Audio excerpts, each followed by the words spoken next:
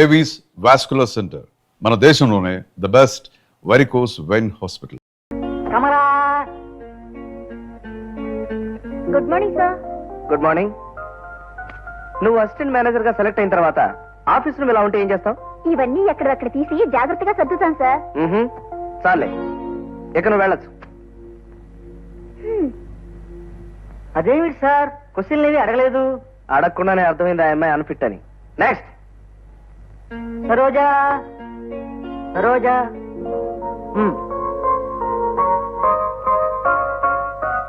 Good morning sir. Good morning. మీరు assistant manager గా select అయిన తర్వాత ఆఫీస్ రూమ్ ఇలా ఉందనుకోండి, అప్పుడు మీరేం చేస్తారు? సార్, ఆఫీస్ రూమ్ నీట్ గా ఉంచడం నీ బాధ్యత అని తెలీదా? ఇవన్నీ సర్దు. అలాగే.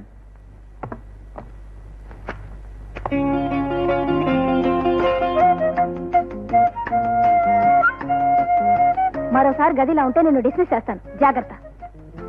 అలాగే. Very good. కూర్చోండి. Thank you sir. మీకు ఇంతకు ముందు ఎక్స్పీరియన్స్ ఏమైనా ఉందా? ఎక్స్పీరియన్స్ ఉంటే నా అప్లికేషన్ లో మెన్షన్ చేసేదాన్ని కదండి. Correct correct. ఆరోగ్యానికి అవసరమైన ఏమిటంటారు? ఇక్కడే కనుక నేను ఉద్యోగం చేసే మాట అయితే ఈ ట్రూ బిస్కెట్లే అంటాను. అనాలి. Very good. మీరు ఏమాత్రం జీతం ఎక్స్పెక్ట్ చేస్తున్నారు? నేను చేసే పనికి రీజనబుల్ గా ఉండేటంత. అంతకంటే తక్కువ ఇస్తే ఉద్యోగం వద్దంటాను. Very good. ఒక అసిస్టెంట్ మేనేజర్ ఉండాల్సిన ఇండివిడ్యువాలిటీ, సెల్ఫ్ రెస్పెక్ట్, ఇంటెలిజెన్స్ మీకున్నాయి. You are appointed. రేపే వచ్చి మీరు జాబ్ లో జాయిన్ అవ్వచ్చు. Thank you. అవును పిన్ని, అక్కడ మేనేజర్ బ్రహ్మాండమైన క్వశ్చన్స్ వేశారు. నేను తడుముకోకుండా సమాధానం చెప్పేశాను. దాంతో నన్ను సెలెక్ట్ చేసేశారు. బిస్కెట్ల కంపెనీ అంటే మంచిదేనమ్మా. సముద్రంలో వాటర్ లాగా శాలరీ అది ఎక్కువగానే ఉండొచ్చు. శాలరీ మాట అలా ఉంచండి. నిన్ను క్వశ్చన్ వేసిన అబ్బాయి ఎలా ఉన్నాడు? అబ్బాయి పెళ్ళైందా? ఏ అవ్వకపోతే అర్జెంట్ గా నువ్వు పెళ్లి చేసుకున్నావునే? అయ్యో రామా, పెళ్ళవని అబ్బాయి అయితే ముందు ముందు అమ్మాయి మీద ముచ్చట పడి మోహన్ చూడు, మోహం గండిపేట ఆనకట్లాగా. చూడు, అమ్మాయి వెళ్ళేది ఉద్యోగానికి, పెళ్లి చూపులకు కాదు. Any how daddy, office is good, job is good. ఆ మేనేజర్ భలే తెలివైన వాడు అనిపించింది డాడీ. చూడమ్మాయి, నువ్వు కోరుకున్నట్టుగానే ఉద్యోగం దొరికింది. అవును, ఎప్పుడు జాయిన్ అవ్వమన్నాడు? రేపే వచ్చి జాయిన్ అవ్వమన్నారు.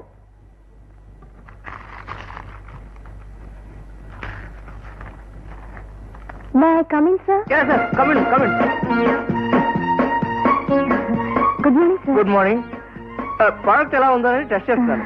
కస్టమర్స్ కి ఓల్డ్ స్టాక్ వెళితే వాళ్ళ ఆరోగ్యాలు పాడైపోయామోనని అందుకని టెస్ట్ చేస్తాను అంతే. మీరు కూడా టెస్ట్ చేస్తారు? No thanks. ఇంతకీ నేనేం చేయాలో మీరు చెప్పనే లేదు. ఎస్ ఎస్, మీరేం చేయాలో చెప్పలేదు కాదు. ఉండండి. హలో గురుమూర్తి గారు, మీరు ఒకసారి లోపడండి. కూర్చోండి. Yes, sir. ఈ చీరలో మీరు చాలా అందంగా ఉన్నారండి. అందుకే కట్టుకున్నాను. అందంగా లేకపోతే ఎందుకు కట్టుకుంటారు? కరెక్ట్. సార్, గురుమూర్తి గారు, ఈ రోజు నుంచి ఈవిడ మన ఆఫీస్ కి అసిస్టెంట్ మేనేజర్. నమస్కారం. నమస్కారం. వెంటనే జాయినింగ్ ఆర్డర్స్ టైప్ చేయించండి. ఇప్పుడే టైప్ చేయమంటారా లేక వచ్చే సంవత్సరం టైప్ చేయించండి. అందుకే ఇంత వయసు వచ్చినా అలా ఉండిపోయారు. వెంటనే టైప్ చేయించి ఆవిడ ఏం చేయాలో ఎలా చేయాలో కొంచెం దగ్గర నుండి చెప్పండి. అలాగే సార్. రామా. రావమ్మా కాదు, ఆవిడ పేరు సరోజ.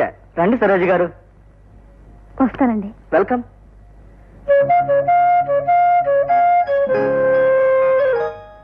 పెద్దడా, ఒరే చిన్నడా, టీ తాగరా. ఒరే, నీకెంత టీ కంపెనీ ఏజెన్సీ ఉన్నా మంచి నీళ్లకు బదులు ఇలా టీ తాగమంటాం దారుణరా. సరే తాగొద్దు, నీ వంతు కూడా నేనే తాగుతాను రా. అలా అన్నా బాగుంది. ఇప్పుడు పాయింట్ రా.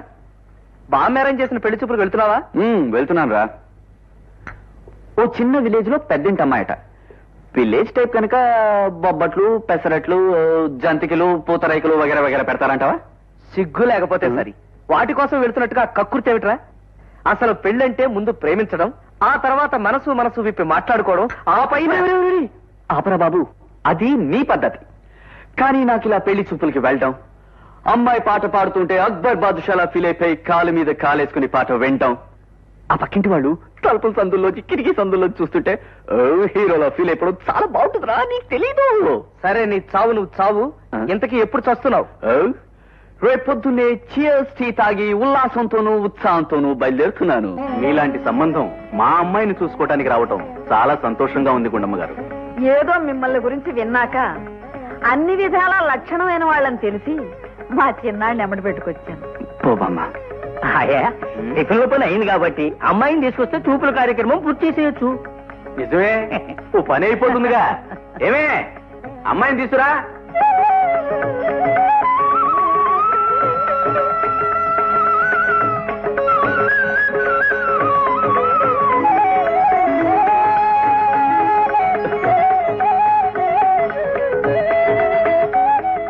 బాబు పేరుకు తగ్గట్టు పిల్ల మహాలక్ష్మిలా ఉంది. ఏరా కోదండం నువ్వేమంటావు? అది కుర్ర సన్నాసి నువ్వేమంటావులే. నేనేదంటే నువ్వు దానికి సరేనా అంటావు. అంతేగా. అది సరేనండి. అబ్బాయికి అమ్మాయి నచ్చిందో లేదో ఒకసారి అడిగేస్తే. ఏరా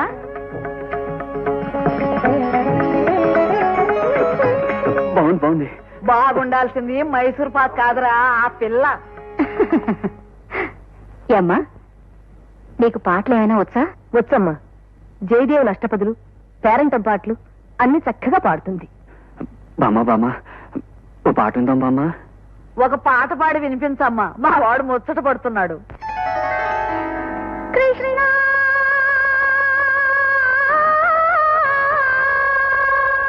ముకుంద మురా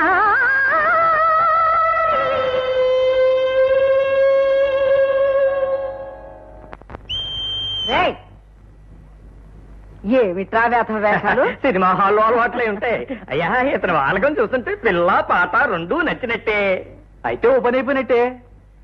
అబ్బాయికి అమ్మాయి నచ్చితే నచ్చటం నచ్చకపోవటం అప్పుడే ఎలా చెప్తామండి? ఇంటికి వెళ్లి అబ్బాయితో మాట్లాడి. బామ్మ మళ్ళీ ఇంటికి వెళ్ళి మాట్లాడడం వీళ్ళకి ఉత్తరం పోస్ట్ చేయడం ఎందుకు దండగా? నాకు అమ్మాయి నచ్చింది, వెంటనే పెళ్లి కొప్పేసుకో. కట్నాలు కానుకలు ఏమీ అక్కర్లేదు.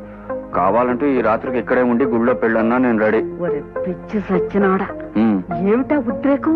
బెట్టు చెడిపోతుంది. ఉద్రేకం కాదు బామ్మ, ఆనందం. చూడండి మామయ్య గారు, ముహూర్తాలు పెట్టించండి. కానీ నాదో చిన్న కోరిక. ఏమిటో చెప్తే ఓ పని అయిపోతుంది బాబు. వచ్చిన వాళ్ళందరికీ చీర్స్ టీయే ఇవ్వాలి. చీర్స్ టీయా? అవును. పార్టీలకి, ఫంక్షన్లకి, వినోదాలకి, వివాహాలకి చీర్స్ టీయే వాడండి. దానికి నేను ఏజెంట్ కనుక నా పెళ్లిలో చీర్స్ టీయే ఇవ్వాలి. ఓకే? ఇదిగో మా కంపెనీ తరఫున కాంప్లిమెంట్స్. అయ్యా నాకు కూడా. అమ్మా నువ్వు వాళ్ళందరికీ అలాగే. ఇదిగోండి, దాంట్లో లెటర్ ఉంది, చూసుకోండి. ఎక్కడికి వెళ్ళినా మా వాడు ఉద్యోగం మాత్రం మర్చిపోడు.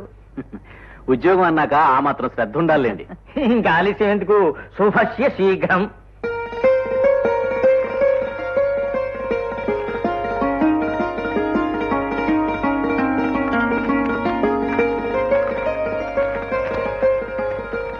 లక్ష్మి గారు, ఉదయం మిమ్మల్ని చాటుగా చూసిన తొలి క్షణాలు చీర్స్ టీ పరిమళంలా మధురమైనవి, మరువలేనివి. తొలి చూపు నుంచే మిమ్మల్ని ఘోరాతి ఘోరంగా ప్రేమిస్తున్నాను.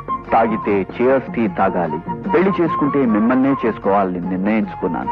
ఇప్పుడు గోపాలకృష్ణ.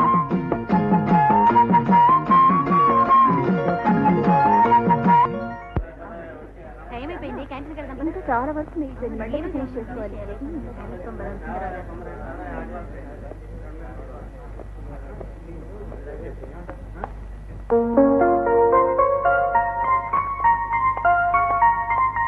ఏమిటండి?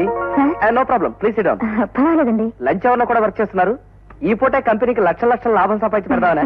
అబ్బాయి అది కాదండి, ఈ ఒక్క రిపోర్టు రాయడం అయితే పని అయిపోతుంది కదా అని. ఏమండి, పంక్చువాలిటీ అంటే కరెక్ట్ గా 10 గంటలకు పని మొదలు పెట్టడం, 1 గంటకు బ్రేక్ చేయడం.